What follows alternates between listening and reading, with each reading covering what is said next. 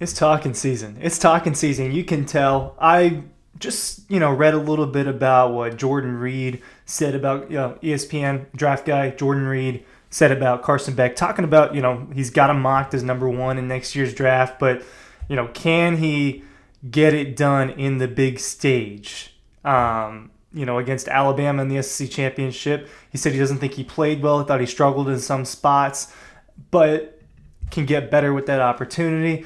And you look, across the board at what the opinion about Carson Beck has been by a lot of people was that he couldn't get it done in the big spot, and that, against really good teams, he wasn't as good. That merchant, the word merchant that's getting thrown out a lot, kind of a buzzword, that he was a cupcake merchant, just only good against the cupcake teams.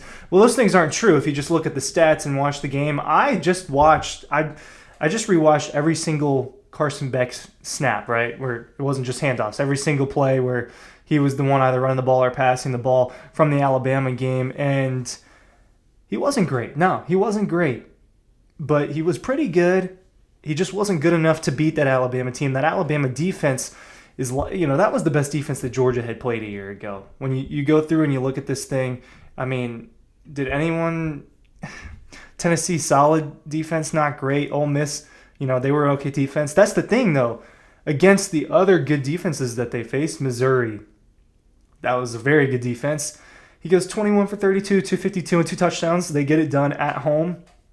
They blow the brakes off of Kentucky. So that you can go through and look at the numbers, and I'll get more detailed about the numbers later in this video when you look at his game log and what he was actually. It's impressive when you look at it that way. You say, whoa, he was really, really good in 2024, but can he get it done against really good teams? That Alabama's defense played better than Georgia's offense did in the SEC championship, but he didn't make that many mistakes, right? I've counted about 4 or 5 obvious ones.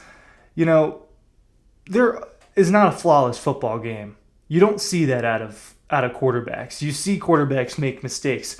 Were the mistakes that Carson Beck made super costly? Were the things that Carson didn't do well super costly against for Georgia in the SEC championship? Not really. I mean, he could have been better, yes, right? He ends up with 21 for 29, 200-something yards, no touchdowns, no picks. He gets the rushing touchdown, but I just watched every single throw. I can't show you that, right? There are rules on here, monetization rules, there's copyright rules, and if I show you game film, I'm breaking those rules. So I can't show that on here. People that are showing you are probably not, I don't know why they're allowed to, but we aren't.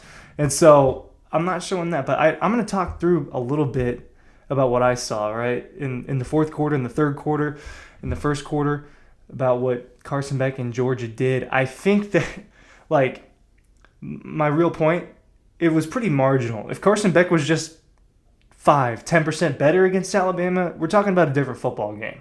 All right, Ryan Curley from Dawg Post talking about Carson Beck and why I do think that he is capable of making big plays in big moments. If you go back and you go look up Carson Beck against Alabama and break it down and critique it and tell me that it was bad, because it wasn't bad. He just wasn't phenomenal, and he did make a handful of mistakes, right? But this is a team thing. Carson Beck is not the reason why Georgia lost to Alabama.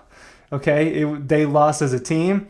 Nick Saban coached a great game. Alabama's defense played really well. Jalen Milroe made seemingly every single play he had to make when it mattered.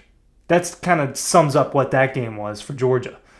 Jalen Milroe wasn't spectacular, but he was spectacular in every single big moment, which is kind of the whole point, right? And kind of where you get trust at. Carson wasn't necessarily spectacular in every big moment.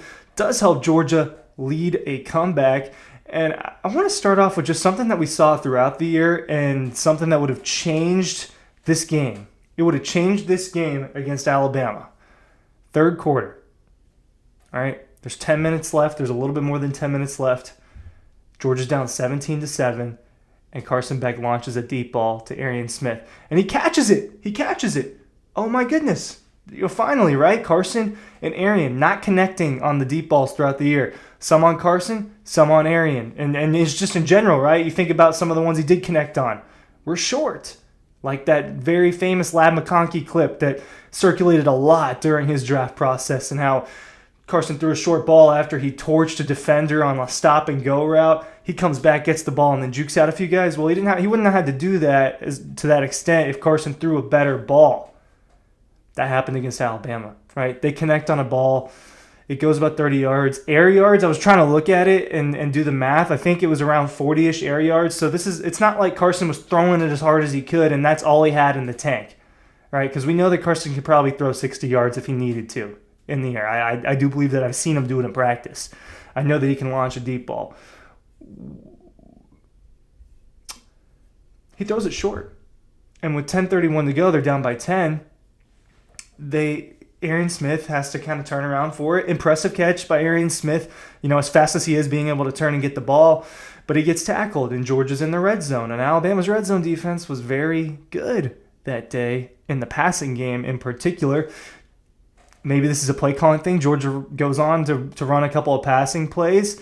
Alabama's defense holds them, and they only get a field goal, right? So that's a 4-point difference right there that would have changed the entire football game. And we're talking about one play where if Carson just throws the ball a few more yards, just hits Aaron Smith in stride, no one's catching up to Aaron Smith, right? So if he hits Aaron Smith in stride on that play, that's a touchdown. We're talking about a different ball game, and that's just one play, right? Other plays, there was one in the first or second quarter where he tries to force it into double coverage when he had 2 check downs available. And I thought that, hey, man, something that Carson did a really good job of, in my opinion, was hitting the checkdowns when you need to, not being too selfish. Maybe there was some extra pressure in that Alabama game to win and everything. And I know that the stakes are high, and that's the first time that he had really been on a stage like that. That's the other thing to note about this, and kind of my point here. It's honestly... it'd be pretty dumb to just think that Carson is not going to get better, right? From year 1, year 2. More chemistry with Bobo, more chemistry with Kirby in terms of him being the QB1 now. I think that we're talking about a very different statistical season for Carson Beck if he just hits a handful of those deep balls that he threw over the year, maybe just even like 3 or 4 of them. We're talking about a couple more touchdowns. We're talking about over 4,000 yards. We're talking about maybe beating Alabama if the game script goes differently after, I said script, if the game goes differently after Carson maybe connects with Arian Smith. Those things, you do tend to wonder about them. And I do think that we're talking about some marginal stuff with Carson in terms of how much better can he get. I wanted to have an honest conversation about Carson Beck. And in watching that Alabama game, I felt like I learned a little bit about some of his weaknesses, and something that he doesn't do extremely well, at least in what we've watched, is make things happen outside the pocket. Yes, design rollouts. And Georgia loves this one design rollout play that has the receiver on the right run a comeback route. And they have someone either in the slot or a tight end coming on a drag or kind of like a slip screen. If you understand what any of those things mean, if you don't, look up those terms if you don't get it. They love this play.